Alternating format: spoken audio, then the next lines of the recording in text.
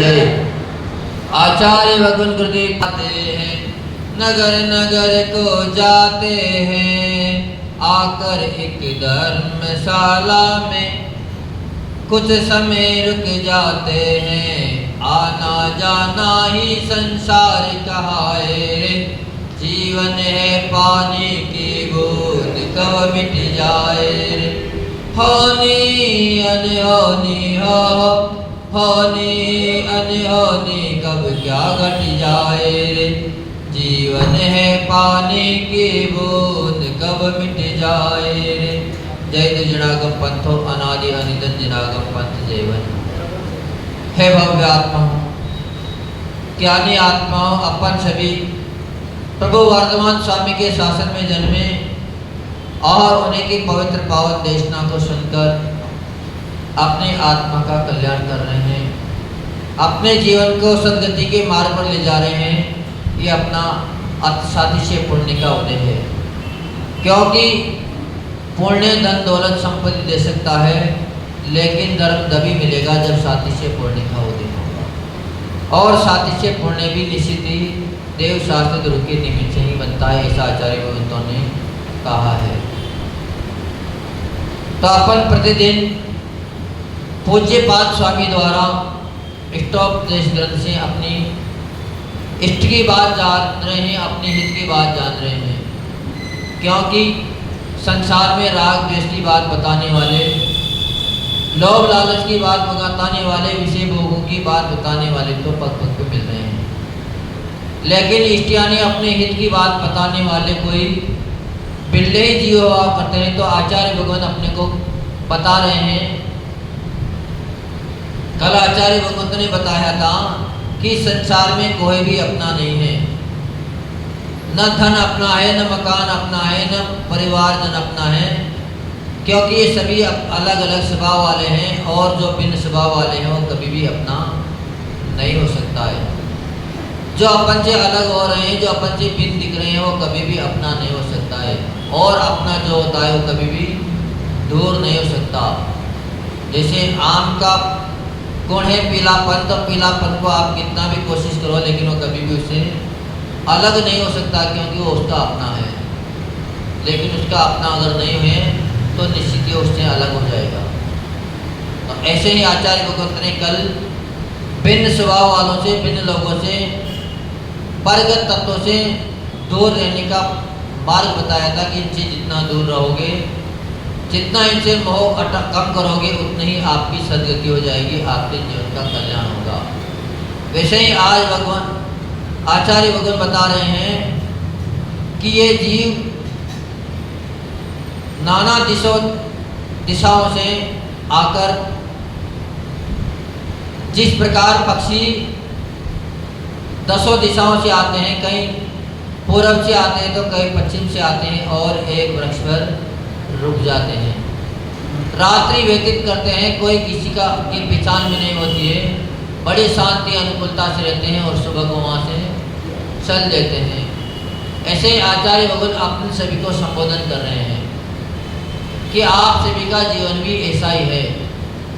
आप सभी लोग नाना गतियों से यहाँ पर आए हो, नाना स्वर्गों से यहाँ पर आए हो, और आकर एक परिवार रूपी वृक्ष पर ठहर गए हो। परिवार में आपकी जितनी आयु आप पर लेकर आए उतने समय तक आप रुकोगे, और जैसे ही आपका समय पूरा होगा, आपका काल पूरा होगा, ये भी जरूरी नहीं है कि जहाँ से आए हो वहीं जाओगे। आया स्वर्ग से जा नरक भी सकते हो, आया नरक से हैं जा स्वर्ग भी सकते हो। मनुष्य भाव को भी प्राप्त कर सकते हो, तिर्यंत भाव को भी प्राप्त कर सकते हो, ये आपके पुरुषार्थ के ऊपर आधारित है। तो आचार्य भगवत ने कह दिया कि जिस प्रकार पक्षी नाना दिशाओं से आकर रात को विश्राम करते हैं, एक जगह रुकते हैं और सुबह चले जाते हैं, वैसे ही ये जीवन है, नाना गतियों से आ रहा है और नाना गतियों में ही जा रहा है। तो आचार्य भगवान पूज्य पाद स्वामी अपने अमूल्य चिंतन से उद्घाटित हुए गाथा रूपी मणियों से अमृत रस से हमें सभी को शांति का अनुभव करा रहे हैं वे जंगल में बैठकर शाम के समय वृक्षों की ओर निहार रहे थे और सोच रहे थे कि जिस प्रकार इस वर्ष पर ये सभी पक्षी गण आ रहे हैं और बड़े मिलजुल कर रह रहे हैं, शांति से अपना जीवन व्यतीत हो रहा है और सुबह होते ही चले जाएगा, ऐसे ही अपन सभी इस संसार में घूम रहे हैं। कभी किस परिवार से में आ जाते हैं, कभी किस परिवार पे चले जाते हैं। ये भी नहीं कि एक ही वृक्ष पर सभी आ रहे हैं। लेकिन आचार्य भगवंत ने कह दिया कि वहाँ आकर आपने अगर उनसे पहचान बना ली, क्या कर लिया, वहाँ पर पहचान आपने बना ली, उनसे मुलाकात कर ली, तो निश्चित ही वहाँ से जाते वक्त आपको दुख होगा। जो जाएगा उसको भी दुख होगा और जो जिसके पास से जा रहा है उस व्यक्ति को भी दुखी होगा। तो इसीलिए आचार्य भगवंत ने बता दिया कि निश्चित ही आप एक साथ मिलिए। मिलने में कोई हर्ज नहीं है, लेकिन पक्षियों की तरह मिलिए, उनसे शिक्षा लीजिए। रात भर एक साथ रहते हैं, लेकिन सुबह उठते हैं, अलग अलग जगह चले जाते हैं, किसी से कोई मतलब नहीं है। ऐसे ही अपन परिवार रूपी वृक्ष पर रुके आए, जितनी आयु है उतना आपको रुकना ही पड़ेगा। धर्म ध्यान करें, आपका कर्तव्य है, उसका पालन करिए। कर्तव्य का पालन आपको करना पड़ेगा, क्योंकि ऐसा नहीं है कि आप ही बच्चों का पालन पोषण करते हो। पक्षी भी बच्चों का पालन पोषण करते हैं। आपने देखा होगा चिड़िया को, आपके घरों में भी कई बार चिड़िया अंडा दे देती है, वहाँ पर भी वो बच्चे पैदा कर देती है, लेकिन वह कब तक उनका पालन पोषण करती है? जब तक उनके पंख परिपक्व नहीं हुए, जब तक उन्होंने उड़ना नहीं सीखा, तब तक तो वो यहाँ वहाँ से दाना चुग के लाती है, अपनी चोंच में रखती है और वहाँ आकर अपने बच्चे की चोंच में डाल देती है। पानी भी वो पीने नहीं जा सकता, तो कहीं से पानी अपनी चोंच में भर के लाते हैं और लाते ही अपने बच्चे की चोंच में डाल देती है, यानी कि उसका पालन पोषण। लेकिन जैसे ही चिड़िया को पता लगता है कि अब इसके पंख परिपक्व हो गए, अब ये उड़ने लायक हो गया, बच्चा उड़ सकता है लेकिन उड़ना नहीं चाह रहा है, तो कई बार घोंसले से नीचे गिरा देते हैं। क्या कर देते हैं पक्षी? अपने बच्चों को घोंसले से नीचे गिरा देते हैं, जबकि कौन चाहेगा अपने बच्चों को मारना? चाहेगा? नहीं चाहेगा। लेकिन वो इस बात को जानते हैं कि जब तक इनको आराम से मिलता रहेगा, हम लाके इनको देते रहेंगे, तब तक ये उड़ना नहीं सीख सकते, और जब तक उड़ना नहीं सीखेंगे तो इनका आगे का जीवन निर्वाह कैसे होगा? तो परवाह नहीं करते हैं कि जो होगा सो हो जाएगा, क्योंकि इसको बोध कराया जाए, इसको ज्ञान दिया जाए, इसको परिपक्व किया जाए, तो घोंसले से बच्चों को नीचे गिरा देते हैं। और जैसे ही समस्या सामने आती है तो जो पंख सिमटे हुए थे वो स्वतः ही फड़फड़ाने लग जाते हैं। पंख जैसे फड़फड़ाए और वो उड़ना सीख जाता है। तो बहुत ही बड़ी इस गाथा में अपने आप को शिक्षा दी है आचार्य भगवंत ने, और अपने को भी शिक्षा दी है। वो तो शिक्षा को प्राप्त कर कर आगे बढ़ गए, उन्होंने अपना कल्याण कर लिया। लेकिन इसमें बता रहे हैं कि जिस प्रकार पक्षी मात्र अपना कर्तव्य निभा रहे हैं, उनके साथ मोह नहीं कर रहे हैं, उनके साथ घुल मिल नहीं रहे हैं, ऐसे ही अगर आपने गृहस्थी बसाई है, संसार बसाया है, तो निश्चित ही आप उसके कर्तव्य का पालन करो, उनको परिपक्व करो, लेकिन उनसे मोह मत करो। उन्हें चलना सिखाओ, उन्हें अपने कर्तव्य का पालन करना उन्हें भी सिखाओ, जिम्मेदारियों का निर्वहन करना उन्हें सिखाओ, कैसे पैसा आता है, कैसे खर्च होता है, ये उनको बताओ। क्योंकि जब तक आप देते रहोगे तब तक उनको उससे कोई मतलब ही नहीं है, कहाँ से आ रहा है, कितने मेहनत से आ रहा है, कितनी परेशानी से आ रहा है, कितना पाप कमा के पैसा इकट्ठा किया जा रहा है, उनको इससे कोई मतलब नहीं है। पर अगर आप उनको जिम्मेदारी संभाला दोगे तो निश्चित ही उनको भी ज्ञान हो जाएगा। इसीलिए कहते हैं कि अगर पुत्र सपूत हो तो धन संचय करने की क्या जरूरत है, और अगर पुत्र कपूत हो तब भी आपको धन संचय करने की जरूरत नहीं है। तो फिर क्यों परेशान हो रहे हो पूरी ज़िंदगी आप धन संचय करने के लिए? दूसरे के लिए इकट्ठा क्यों कर रहे हो? क्योंकि आचार्य भगवंत ने कह दिया कि अगर पुत्र आपका सपूत हुआ तो आपके धन की उसको जरूरत ही नहीं है। वो इतना पुण्य लेके आया है कि उसके पुण्य से न मालूम कहाँ से आ जाएगा और तुमसे भी ज़्यादा कमा लेगा, तुमसे भी ज़्यादा ऐशो आराम की ज़िंदगी वो जिएगा, तुमसे भी ज़्यादा वो भोग भोगेगा। तो फिर आपके धन का उसके सामने क्या मूल्य है? कोई भी मूल्य नहीं है। क्योंकि जब तक भोग भूमि का काल था और कल्प वृक्षों से रोशनी हो रही थी, ज्योतिरांग वृक्ष रोशनी दे रहे थे, तब तक सूर्य चांद भी छिपे हुए थे, उनसे भी उनका कोई मतलब नहीं था, क्योंकि उनके प्रकाश में उनकी कोई वैल्यू नहीं थी। तो यही गलती आप कर रहे हो। आप उनको सक्षम बना ही नहीं चाहता, आप उनको अपंग रखना चाहते हो, पर आपकी उनके लिए कोई वैल्यू नहीं। आपको क्या समझते हैं? एक बेलदार समझते हैं कि ला रहे हैं, कमा के दे रहे हैं और हम उड़ा रहे हैं। आपकी मेहनत की कोई वक्त ही नहीं है, क्योंकि उनको उस मेहनत का ज्ञान ही नहीं है। तो निश्चित ही ये प्रकृति अपने आप को बहुत ही शिक्षा देती है। एक कण कण अपने को शिक्षा दे रहा है, लेकिन उसको उस कणों को अपन झेलना ही नहीं चाह रहे। एक गुलाब का पौधा भी अपने को शिक्षा दे रहा है कि अगर जीवन सुख से जीना है तो मेरी तरह खिलखिलाता रहे हमेशा, चाहे कांटों के बीच में भी क्यों ना रहूं, दुश्मनों के बीच में भी क्यों ना रहूं मैं, लेकिन मैं हमेशा खिलखिलाता रहूँगा। अगर कोई आपको जीवन में 1000 कठिनाइयाँ बताने आ जाए कि तुम्हारे जीवन में इतनी कठिनाइयाँ हैं, तो तुम भी कह देना कि तुम 1000 कठिनाइयाँ लेके आना, लेकिन इस कठिनाइयों के लड़ने के मेरे पास लाखों उपाय है, क्योंकि मेरे पास जिनेंद्र देव हैं। जो जिनेंद्र देव की भक्ति आराधना करता है उसके सामने कभी समस्या टिक नहीं पाती। लेकिन आप सभी लोग उस मोह में फंस जाते हैं, परिचय बनाना शुरू कर देते हैं। हम आपके नगर में 4 महीने के लिए आए हैं, लेकिन कई बार कल एक व्यक्ति कह रहा था कि महाराज जी आप जब भी आते हैं तब कोई चर्चा ही नहीं करते हो, बैठ के चले जाते हैं, आप बोलते ही नहीं हो। मैंने कहा भैया ये गलती हम नहीं करेंगे, इस गलती का हमें ज्ञान हो गया। आपसे जैसे हम चर्चा करेंगे, गुले मिलेंगे, आपसे मोह बढ़ जाएगा। जिस दिन हम यहाँ से जाएंगे हमारे भी परिणामों में संकलित आएगी, हमें भी दुख होगा और आपको भी दुख होगा।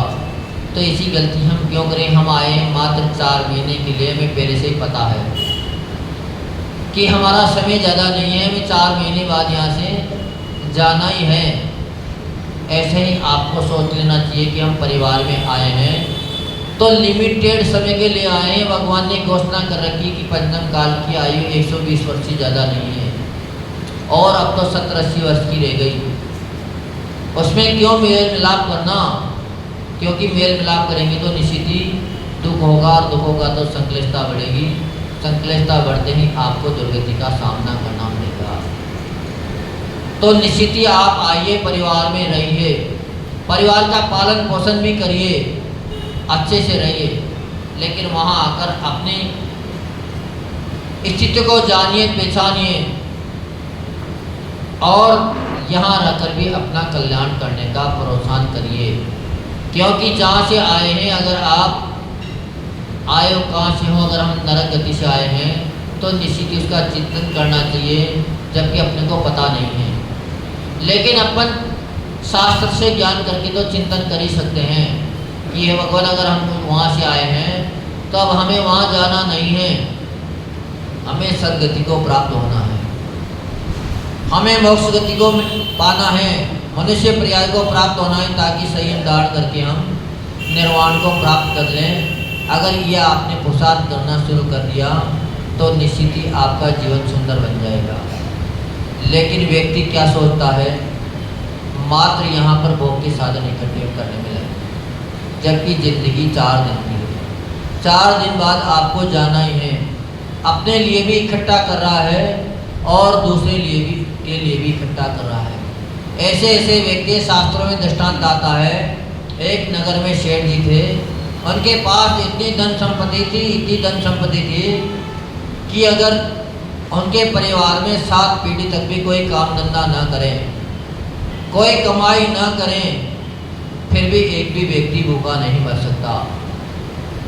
पर एक दिन बैठे बैठे उनको विचार आ गया कि देखिए संपत्ति का बोरा तो कर तो लिए, कितने दिन तक चल सकती है। तो उसने जैसे उसकी काउंटिंग करी, उसका हिसाब लगाया तो निश्चित ही 7 बहू तक भी कोई कमाई नहीं करे तो भी परेशानी नहीं होगी। लेकिन उसको 8वें बहू की चिंता हो गई कि इसके बाद में हमारे परिवार का क्या होगा। चिंतन कर ही रहे थे, इतने में ही एक सज्जन उनके मित्र थे वहाँ पर आ गए कि भैया आपके पास सब कुछ अनुकूलता है फिर भी आप परेशान क्यों हो रहे हो। परेशान होने का कोई कार्य ही नहीं है, फिर भी आप परेशान क्यों हो रहे हो। तो बोल पड़ा कि भैया क्या करें, परेशान होने जैसी एक बात है। आज मेरी बात समझ में आई है। मैं तो सोच रहा था कि कभी मेरी धन संपत्ति में कमी आएगी ही नहीं, कितनी भी पीढ़ियाँ गुजर जाए लेकिन सबका पालन पोषण हो जाएगा। लेकिन जब मैंने हिसाब लगाया तो मात्र 7 दिन पीढ़ी तक की व्यवस्था बन पाई, 8वीं पीढ़ी का क्या होगा। इसलिए मुझे चिंता हो गई, अब मुझे मेहनत करना चाहिए।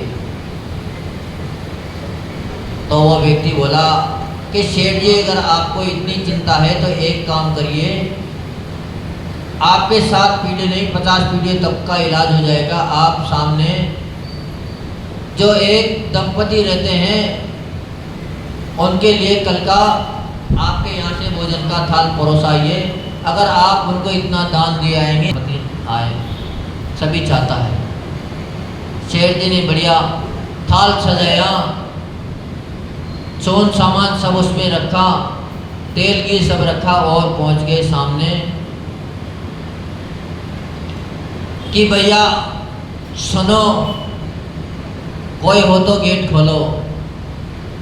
इतने में वहाँ से आवाज़ आई कि रुके आ रहे हैं। तो एक भैया वहाँ से निकल के आया, घर का मालिक था, वहाँ से निकल के आया।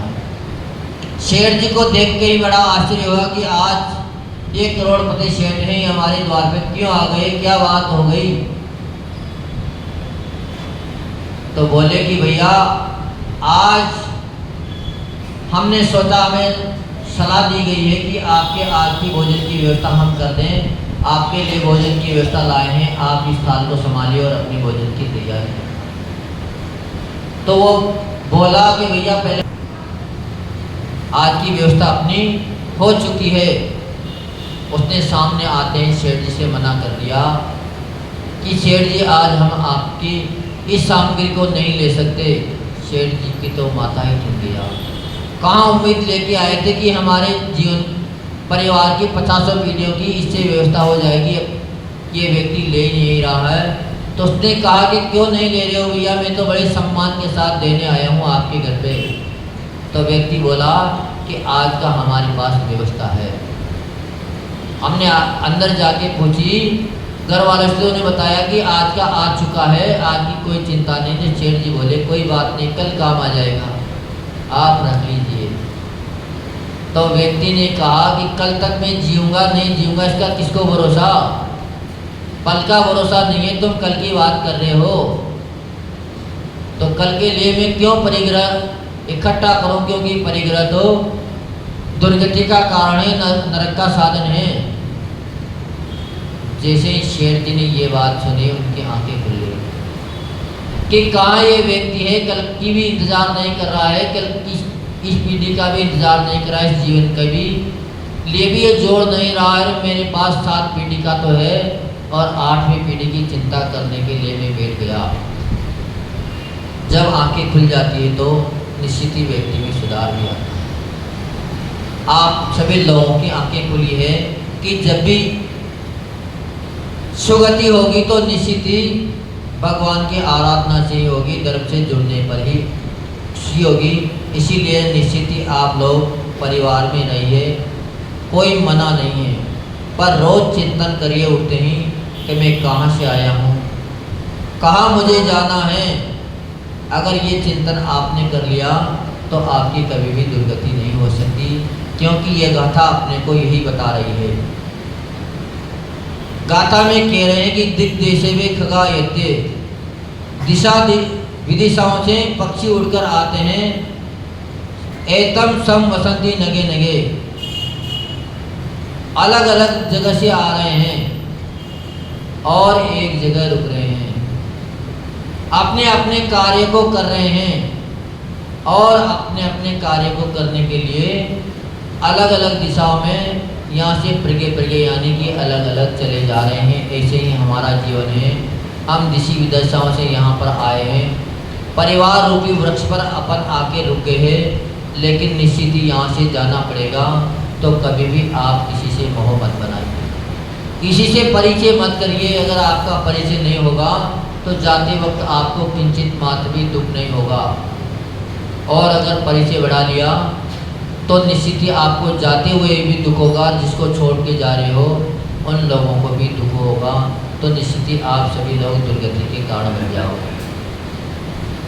तो अपने को ऐसा कार्य से बचने का प्रयास करिए, क्योंकि व्यक्ति जिसके लिए आप मर मिट रहे हो, कल को वही व्यक्ति अगर यहाँ से चल बसा जिसका आप दुख मना रहे हो, क्योंकि हमारा साथी चला गया, लेकिन वह साथी जाते ही दूसरी जगह जन्म लेकर वहाँ से वापस आपके घर में आ जाए, आपके घर में प्रवेश कर जाए, तो क्या उस जीव को आप अपने घर में प्रवेश करने दोगे? हाँ, माना कि कोई जीव यहाँ से गया, तिरंज गति में चला गया, श्वान का रूप उसने धारण कर लिया। कभी किसी के साथ ऐसा ना हो, सब सदगति को प्राप्त हो। लेकिन अगर मान लो उसने अच्छे कार्य नहीं किया और यहाँ से जाने के बाद वह तिरंज गति में श्वान की पर्याय में चला गया, आपके यहाँ त्यौहार मन रहा है, आपके यहाँ शादी है, और वह जीव भी, क्योंकि ऐसा भी नहीं है कि त्रियंचों को जाति श्रवण नहीं होता हो, अपने प्राय का आभास हो जाता है। क्या हो जाता है? अपने प्रायों का आभास हो जाता है। कई बार त्रियंच जीव भी आपकी सहायता करने आ जाते, तो ऐसे नहीं आ जाते, कहीं न कहीं से उनका संबंध आपसे जुड़ा होगा। बिना संबंध के, बिना संयोग के कोई किसी का भला नहीं कर सकता। अगर आपने किसी का अच्छा किया है तो निश्चित ही वह जीव भी आपको आपका अच्छा करेगा, और अगर आपने किसी का बुरा कर दिया तो निश्चित ही आपको देखते हुए जीव भी आपकी तरफ घुराने लग जाएगा, आपकी तरफ दुश्मनी करने लग जाएगा। लेकिन आप अच्छे से प्रोग्राम कर रहे हो, फंक्शन मना रहे हो, धूमधाम मची है, लेकिन जब तक वो आपके घर में था आपको उससे बड़ा मोह था, गया था तब भी बड़े संकलित हो। आज भी प्रोग्राम है, आपने सर्वप्रथम प्रोग्राम से थाली उसी के लिए निकाली, उसके लिए कुछ भोग निकाल के रख दिया। ऐसी परंपरा संसार में चलती आ रही है। लेकिन वह जीव अगर उस प्रोग्राम में आ गया तो निश्चित ही डंडा लेके उसके पीछे लग जाओगे, उसके चार भला बुरा चार बात सुना दोगे, उसको अपने पास नहीं रखोगे। तो ऐसा ही दृष्टांत एक शास्त्र में आता था कि एक कसाई था, वो एक बकरी को पकड़कर ला रहा था। बकरी का जीव था, लेकिन वह बार बार चिल्लाता था और दौड़कर सामने वाले घर में घुस जाता था। वह घर था किसी एक सज्जन पुरुष का। उसको बड़ा विचार आया कि ये जीव बार बार मेरे यहाँ क्यों आ रहा है। तो कसाई उससे लड़ने चला गया कि भैया तुम इसको शरण क्यों दे रहे हो। उसने कहा मैं क्या करूँ, मैं तो इसको बुलाने भी नहीं गया। तो उसके समझ में आया कि क्यों न मैं इसके बारे में किसी संत महात्मा से पूछूं। तो एक साधु महात्मा के पास चले गए, वह अवधि ज्ञान के धारी थे। जैसे उसने पूछा कि भैया ये जानवर मेरे यहाँ बार बार क्यों आ रहा है, कि भैया जिसका तुम रोज गुणगान कर रहे हो, जिसकी तुम याद कर रहे हो, ये वही तो जीव है। तेरी याद से खिंचा चला आया है और तेरे पास बार बार आ रहा है, लेकिन तो इसको डंडा मार के बाहर निकाल रहा है बार बार। तो ये सारा संसार ऐसा ही है। जब तक मोह है तब तक आपको मात्र दुर्गति का कारण बनाएगा। तो निश्चित ही अपन साथ रहें, लेकिन कभी भी मोह नहीं करें, उनकी व्यवस्था बनाएं। निश्चित ही जरूरी है, आपको व्यवस्था बनानी पड़ेगी, लेकिन इतनी ना बनाएं कि वह आपकी मेहनत का मूल्य ही भूल जाए। उसको यही ज्ञान नहीं रहे कि वास्तव में ये कैसे आ रहा है धन, कैसे कमा के आ रहा है। अगर आपने इतना विचार कर लिया तो फिर आपकी दूरी उससे बढ़ जाएगी, आपको निश्चित ही बोध प्राप्त हो जाएगा। तो आचार्य भगवंत इस गाथा से अपने को शिक्षा दे रहे हैं कि निश्चित ही भैया तुम आए हो रहो, लेकिन धर्म ध्यान करो, आते ही अपने बारे में विचारो, क्योंकि आपको ज़्यादा समय रुकना नहीं है। कब सुबह हो जाए कह नहीं सकते, और सुख के दिन बड़े जल्दी से निकलते हैं। अगर कहीं सुख शांति मिली हो तो घड़ी का काटा ऐसे चलता है जैसे 4 घंटे रुकने के बाद भी अभी 1 ही घंटा हुआ हो। 4 महीने ऐसे निकल जाएंगे चतुर्मास के, और जाएंगे तब ऐसा लगेगा कि अभी तो आए थे और जाने का समय हो गया। तो निश्चित ही आप लोग न मालूम कहाँ से आए हो, लेकिन सबको अपनी अपनी परिणति का ज्ञान है। जो जहाँ से आया है वहाँ के संस्कार लेके निश्चित ही अपने साथ आया है, और कुछ साथ जाए न जाए, लेकिन संस्कार अपने साथ निश्चित ही जाते हैं। तो आप लोग आए हो बहुत ही उच्च जगह से आए हो, क्योंकि जो सभ्य जगह से आया है, उच्च कुल से आया है, वही व्यक्ति धर्म ध्यान कर सकता है। जो संत महात्माओं के बीच से आया है, सज्जन पुरुषों के बीच में रह के आया है, वही व्यक्ति धर्म ध्यान कर सकता है। तो निश्चित ही आपको उस बात का ख्याल करना चाहिए, क्योंकि आए अच्छी जगह से हैं, कहीं दूसरी जगह गलत जगह ना पहुंच जाएं। तो आपको निश्चित ही ज्ञान करना है और अपने उपयोग को धर्म ध्यान में लगाकर अपने जीवन का कल्याण करना है, क्योंकि जाना तो सुनिश्चित है, आप रुक नहीं सकते। रुकोगे तो कहाँ? मात्र एक सीधी शिला पर ही आप रुक सकते हो। सिद्धालय में ही आप रुक सकते हो, लेकिन बाकी किसी भी जगह आप रुक नहीं सकते। आप रुकना भी चाहोगे तो रोकेगी नहीं कोई भी। तो अपने को जब जाना ही है तो बड़ी खुशी खुशी से जाएं, कभी भी संकलित होके नहीं जाएं, मन को खराब करके नहीं जाएं। और अगर कोई जा रहा है तो उसको भी सुखी सुखी भेजें, हर्षोल्लास के साथ भेजें, दुखी करके नहीं भेजें। महोत्सव मनाया जाए, इसलिए साधु संत कोई अगर संत से विदा हो रहा है तो उसका मृत्यु महोत्सव मनाते हैं, समाधि महोत्सव मनाते हैं। वो कभी भी मरण को का विचार नहीं करते हैं कि ये मर गया। वो कहते हैं कि अगर इसको जाना ही है तो हम क्यों रोकें, क्योंकि जाने वाले को कोई रोक नहीं सकता, और आने वाले को भी कोई रोक नहीं सकता। जिसको आना है वो आएगा ही आएगा, चाहे आप बुलाएं ना बुलाएं, क्योंकि खाने वाले का नाम लिखा है एक एक दाने पर। वो दाना उसी को ही मिलेगा, चाहे से जैसे ही घूम पर के चला जाए, लेकिन मिलेगा तभी जब उसका पुण्य का प्रताप होगा। अगर पुण्य का प्रताप नहीं है तो आप लाख कोशिश कर लीजिए, कितनी भी उसकी सहायता करने की कोशिश करना, उसको एक दाना भी आपका नहीं मिलेगा, क्योंकि उस दाना उसके नसीब में ही। तो फिर आप क्यों चिंता कर रहे हो? आप अपने जीवन को गुलाब की तरह जियो, सुख शांति से जियो, धर्म ध्यान के साथ जियो, और अपने आत्मा का कल्याण करो। दूसरे के बारे में बिल्कुल मत सोचो, दोस्तों से मित्रता करने की मत सोचो, क्योंकि संसार में कोई किसी का न कोई मित्र है, न किसी का कोई शत्रु है। सभी के साथ मित्रता करो, सर्व जगत को अपना कुटुंब बना लो, तो फिर कभी आपको किसी के मोह ही नहीं बनेगा, क्योंकि सभी अपने हैं। न किसी से मोह बनेगा, न किसी से द्वेष होगा, और राग द्वेष ही आपके दुर्गति का कारण है। तो निश्चित ही सभी लोग इस बात को समझेंगे कि अपन को जाना कहाँ है, क्योंकि अगर आप शत्रुता लेकर जा रहे हो तो निश्चित ही दुर्गति का कारण बन जाओगे। और अगर आप दुलार लेके जा रहे हो, राग लेके जा रहे हो, तो भी आप दुर्गति के भागी बन जाओगे। तो आपको करना क्या है? न किसी से यहाँ पर मोह जगाना है, न यहाँ किसी से द्वेष करना है, मात्र अपने कर्तव्य का पालन करते हुए अपनी गाड़ी को आगे बढ़ाना है। न आते वक्त दुखी हो, न जाते वक्त सुखी हो। तो निश्चित ही आप सदगति को प्राप्त हो गई, कभी किसी में कमी देखने की कोशिश नहीं। लेकिन अपन सभी लोग प्रतिदिन दूसरों में कमी ढूंढने का प्रयास करते हैं। क्या करते हैं? दूसरों के अंदर कमी तो ढूंढते हैं, लेकिन कभी भी अपने अंदर कमी नहीं ढूंढते हैं। लेकिन दूसरे के अंदर कभी कमी होती नहीं है। सारी जितनी कमी है, जितनी अपने ही अंदर है। अपन से बुरा कोई दूसरा नहीं है।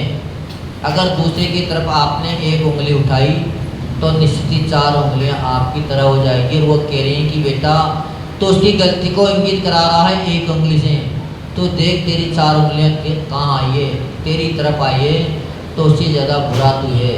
तो निश्चित ही अपने आप को अपन संभालें और इस गाथा से अपन शिक्षा लें कि आए कहीं ना कहीं से आए तो एक दिन जाना भी पड़ेगा।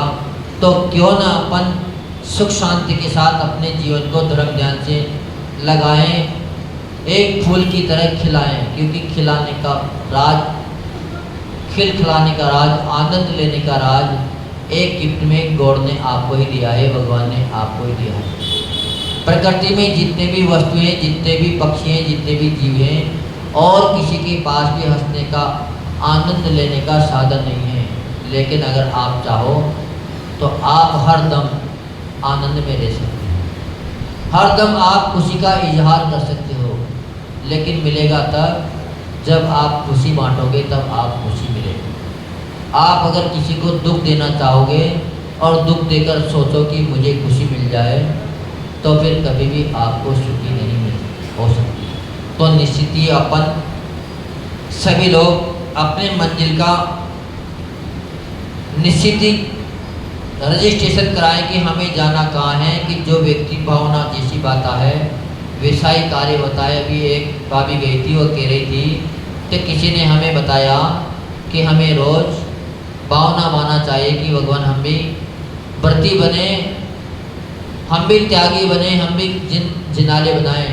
लेकिन जैसे ही हमने किसी से कहा तो उस व्यक्ति ने क्या कह दिया कि हम बना ही नहीं पाएंगे तो मेरी बात तो झूठी चली जाएगी, तो मेरे को पाप का बंधन नहीं होगा।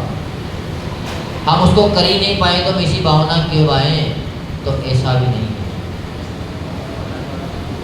भावना हमेशा उत्कृष्ट बानी चाहिए। बन पाओ, बना पाओ, नहीं बना पाओ, ये समय की बात है। आप ये तो भावना मान सकते हो कि भगवान हमारा भी ऐसा पुण्य का उदय आए कि हम भी एक दिन मुनिराज बने, एक दिन आरिका बनकर संयम को धारण कर निश्चित ही हमारे जीवन का कल्याण करें।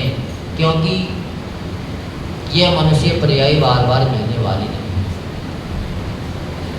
दोबारा मिल जाए कोई ज़रूरी नहीं है, लेकिन अगर आपने भावना पाई है तो निश्चित ही आपको मिलेगी, मिलेगी, कभी भी मिलेगी, लेकिन निश्चित ही मिलेगी दोबारा। जो जैसी भावना पाता है उसका कार्य उसी के अनुरूप होता है। अगर आप डर रहे हो, बार बार आपके अंदर विचार आ रहा है कि मैं मर जाऊंगा, मैं मर जाऊंगा, ये व्यक्ति मेरे को मार देगा, तो निश्चित ही वही व्यक्ति आपके मार कम इसकी कुछ सहायता कर दें, इसे 4 बात कर लें, तो निश्चित है कि आपकी उससे कभी मित्रता थी, आपसे उसका संबंध रहा है कि बिना कारण के कार्य कभी भी हो ही नहीं सकता। जब आपको प्यास ना लगे तब तक आप कितना भी मिष्ट स्वादु शरबत रखा हो फिर भी आप नहीं पियोगे। दूध की भी आपके सामने लाया जाएगा तब भी आप कह दोगे कि अभी हमारी इच्छा नहीं है। पियोगे कब? जब आपकी इच्छा होगी। बिना इच्छा के आप नहीं पी सकते।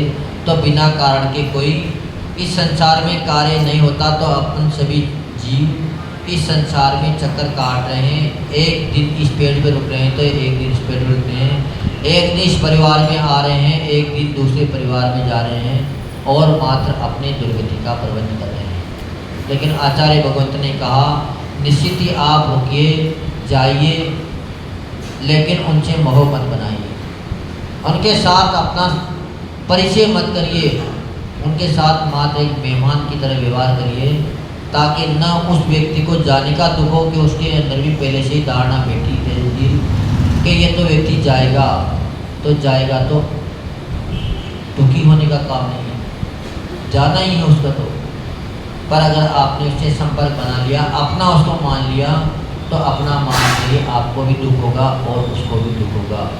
तो निश्चित ही अपन इस गाथा से शिक्षा लें कि जिस प्रकार पक्षी देश विदेश से आए हैं, ऐसे ही अपन भी नाना गतियों से आए हैं।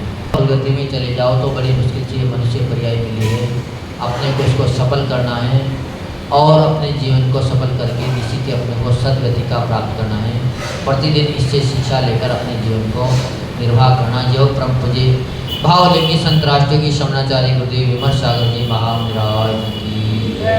मुनि श्री 108 विषम सागर महाराज की जय। मुनि श्री 108 विश्वक सागर मुनिराज की जय। कर्म की भूमि पर किस्मत का फूल खिलता है। कर्म की भूमि पर किस्मत का फूल खिलता है। नसीब अगर बुलंदी पे हो तो ही जैन परिवार में जन्म मिलता है, तो ही जैन परिवार में जन्म मिलता है। और हमारे पुण्य से हमारे बीच में हमारे गुरुवर का चतुर्मास हुआ है। तो किताबें दिल का कोई भी सफ़ा खाली नहीं होता जहाँ कुछ लिखा नहीं होता। तो हमारे बीच में अपना अपना मानस तैयार करना। कुछ ही मंगल कलश बने हैं और भावना भावनाशनी अपने भाव बनाएं और अपने चंचला लक्ष्मी का उपयोग करें। पता नहीं कब कहाँ जाना हो जाए और कहाँ से निकलना हो जाए। कई सज्जन जो हैं, जैसे सुमरन जी हमारे बीच में नहीं रहे, आए हैं हमारे बीच में। मतलब हमको दीपक जो है वो जब जलता है उसको घी की ज़रूरत जब भी होती है। तो चतुर्मास में पूरा घी डालने के लिए आए हैं कि हमारा दीपक जलता रहे। दीपक को घी की ज़रूरत तभी होती है जब वह जल रहा हो। बुझ जाने के बाद घी डालना व्यर्थ हो जाता है। ठीक उसी प्रकार इंसान की कद्र रहते समय करिए, क्योंकि वक्त निकल जाने पर अफसोस करना बेकार होता है। घरो सदा देत हो दो हे जिनवानी भारती तो जब हो दिन रहे जो तेरी शरण आ गए सो पावे सुख चैन। देव भजो अरिहंत को गुरु से वो निग्रह दया धर्म पालो सदा यही मोक्ष का पर नौवरिया।